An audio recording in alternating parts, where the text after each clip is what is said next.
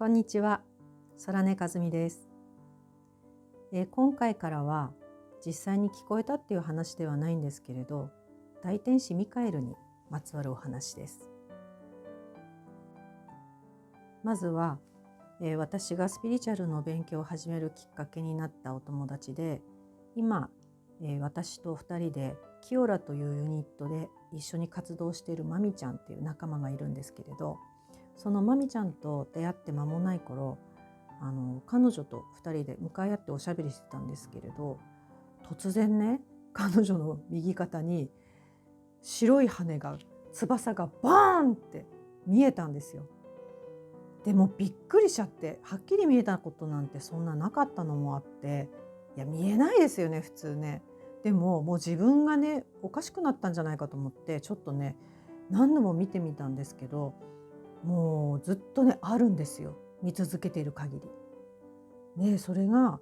本当にもう白鳥の羽そっくりで、白鳥の大きくこう翼を広げた時の羽の状態ありますよね。ああいう感じでドーンって、もう生々しく筋肉もなんか分かるような、もう温度も分かるような、そんなね大きな羽がね彼女の肩から出てたんですよ。いやー驚きました。でそんな出来事があったので、その時にですね、人間でも光の仕事をする人ってライトワーカーっていうんですけど、そういう人たちはこう羽が生えてるのかなって思った体験がありました。そんなこともあったので、私は天使はいるっていうのはその瞬間から信じました。それで話はまた変わりますが、同じ頃出会ったブログなんですけれど、そのブログは実際の日々のことをあるお母さんが書いてるんですね。で娘さんが見えない世界とやり取りしてて、お母さんとしてどうやって接しようとか、同じような悩みがある方がいたら共有できたらっていうところから始めたブログだったと記憶してるんですけれど、そしたらねお母さんもそのうちいろいろ見えたり聞こえたり意識で会話できるようになってきちゃって、でそれでいつの間にか家の中にも大天使ミカエルとかラファエルとかドラゴンとかね、もうそんなのが当たり前で、こう見えない存在のスピリットたちがたくさんもう一緒に暮らしてるっていう、そういうねまるで物語のような、そういうでもそれはね彼女たちにとっては現実ですから、でその娘さんも見えたり聞こえたり当然してるので、もう2人でそれをね共有できるんですよ、お母さんと。でもう当然そのねミカエルを挟んでお母さんと娘さんが喋ってたりとか、そんなことがね当たり前に起きてるんですね、そこの家では。でそれをブログにしてくださってて、でもうそれがねもう面白くって、私は夢中で読んでたんですよ。でそれもあって、もう私はねもう単純なんで、いやもう大天使ミカエルとかラファエルとかこうやって喋れるんだったら私も喋りたいと思って、で喋れると思い込んじゃったわけですよ。でチャネリングを始めてたっていうのもあって、私もね意識で話しかけてみることにしたんです。そしたらもうね本当に優しくって、もう包み込むような、優しく語りかけるような、もうそういうエネルギーの声に出会ったんですよ。で私はね言葉で聞こえることが多いので、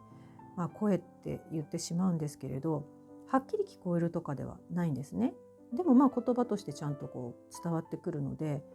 それもやっぱりそれぞれその存在特有の声の質みたいなものがあるので、でももちろんその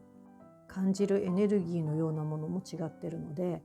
それで私は聞き分けているんですけれど、話はそれましたが、そのほんわかと包み込むようなとても優しいその方は、私が質問したことに対してとっても分かりやすく答えてくれるんですね。そしてこれはねこういう仕組みなんだよとか、自分ではもうね想像つかないようなことを教えてくれるんですよ。だから、ああそういうことだったんだっていうね気づきがね毎回その方の話で起きるんですよ、私に。もう話をするたびにもう内容が本当素晴らしすぎて、感動で泣けてくるような話とかもたくさんあったんですよね。でそんなね存在だったんです。だから私はもちろん大天使ミカエルだと思い込んでいたわけです。でね、見えない存在とのコンタクトの法則みたいなものがあって、ちょっと覚えてるだけで3つしかないんですけど、1つ目はね、最初はすごく優しくってためになるようなこととか言ってるんですけど、途中から急にもうねネガティブなことを言い出したりとか、命令するようなこととかいうような存在とはもうすぐに、どんなにそれまで素晴らしいことを言っててもコンタクトをするなと、やめろっていうのがまず1つ目で、2つ目も最初からもう命令されたりとか、自分がネガティブな感覚になるようなものとはもうコンタクトをしてはいけないとか。で3つ目は名前を3回聞くっていうのがあるんですね。で3回同じことを聞くんですけれど、その見えない方の法則として3回嘘を言ったらその存在は消えるっていうらしいんですね。本当かどうかは分かりません。でも私はそうやって聞いていたので、もう必ずねそうやって聞こえてくる、話しかけてくるものに関しては、自分からもちろんなんか問いをかけないと向こうから勝手に来るっていうのはもちろん一番怪しいんですけれど、でそう思い込んでたのでその頃は。それでお名前はって毎回ね3回聞いてたんですよ。でもそのうちね慣れてきたら聞かなくても分かるようにはなってきましたけど、そうするとその存在はねミカエルだよって優しく言うんですよ。でまたねお名前はって聞くとミカエルだよって、で3回目も同じですよ。で私からも話しててミカエルって聞くとミカエルだよって優しく言ってくれるんですよね。でもねその時は分からなかったんですけど、後で思い起こせば大天使ミカエルだよとはね聞いてなかったかもしれないんですよ。でそれがねこの次のお話に続くんですけれど、その頃から私もスピリチュアルなイベントによく出展してたりしてたんですね。でそこで出会ったセラピストの女の方とちょっと親しくなりまして、ある時ね2人で会ったんです。でその時にね私があんまりミカエルミカエル言うもんだから、ミカエルちょっと目の前に出してよって、どんな人か見てあげるからって言うんですね。でそれで、その方はね霊体のエネルギーで高級霊なのか低級霊なのかが分かるっていう人だったんで、ちょっとミカエル呼んでそこにいてもらったんですよ。そしたら彼女がねここと思われる場所に手をかざして、その体温的なものをね見てるって言うんですね。いやちょっとこれ冷たいわって、もう冷たいから低級霊だわ、これね騙されてるんだよって、大天使じゃなくてただのミカエルおじさんだから今すぐコンタクトやめなさいって言うんですよ。って、もう私は信じきってたからものすごいショック受けて、それでもね彼女はもうそう言い切るし、ただのミカエルおじさんだってね言うんですよ。だからもうでもすごく抵抗したんですけど、私も愛にあふれてるんだよとか言ったんですけどね、もうやっぱりもともと私は彼女はねすごい才能の方だなって思ってたのもあったりで、自分にもね自信がなかったんですね、私も。それでね結局ね私はもうそれをね信じちゃったんですよ。それはもちろんその方の言ってることが間違ってるとかそういうことではないんです。チャネリングっていうのはねいろんな角度から物事を捉えられるものなので、でもね私はね自分の感覚を信じるより彼女の感覚を信じてしまったんですよ。でそこからもう私はもうミカエルという言葉はもう口にも出さず、見えない世界は怖いってもうビビりながらいましたね。それでしばらくはね自分へのチャネリングはまともにできなくなりました。でも不思議とね仕事としてのチャネリングはねできたんですよ。なのでお仕事は続けてきたんですけれど、でそこから何年かして、前にもお話ししましたがテロスからもらったミュウのエネルギーのヒーリングでスピリチュアルなイベントに出てたんですね。でその頃ねユニット組んでた仲間3人で出てました。その時の席が入り口が見える場所だったので、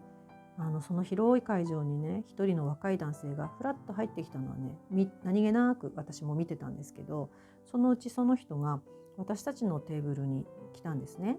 で、私たちも暇だったのもあって、いろいろ話してたわけですよ。エネルギーをね流してみたりとかして感じてもらって、こうなんだああなんだとか言って、でその方ねヒーラーだったもんですから、それでそんなお話もしたんですね。でもねその方ね、やっぱり今回このイベントに出店依頼があったっていうんです。でも自分はもう出るつもりはなかったんで断ったと。それなのにね、今朝寝てたらこの会場に行けって大天使ミカエルにしつこく起こされたっていうんですよ。って思いますよね。そしたらミカエルが言うには、この会場の中にねいる人に大天使ミカエルとちゃんとつながってるから大丈夫って伝えてきてほしいって言われたって。だからしぶしぶ来たけどどこの誰かもわからないようにって。それでそういえばって私はミカエルおじさんの話をしたわけです。そしたら彼が「ああ、じゃあそれはあなただったんですね」って言ってくださって、彼の人探しは無事に終わりました。そんなことがねあるんですよね。見えない世界はねそうやってつながってるみたいです。でも大天使ミカエルに叩き起こされたとか、そんな伝言を預かってくる気もなかったのに行かざるを得なくなっちゃってね、起き抜けにしぶしぶ来たとか、いやもう漫画家みたいな感じですよね。私もねもう信じられない気持ちと信じたい気持ちと嬉しいのと驚いたのとで、なんともね複雑な気持ちでした。でもねその方のおかげですごくねその言葉が励みになって、コンタクトしてたのはミカエルおじさんだったかもしれないけれど、大天使ミカエルの代弁者みたいな方だったのかなって、そんな風に思えるようになって、ようやくそこから恐れることなく軸が定まった感じがして、普通にチャネリングができるようになりました。という私にとっては見えない世界を確信したお話でした。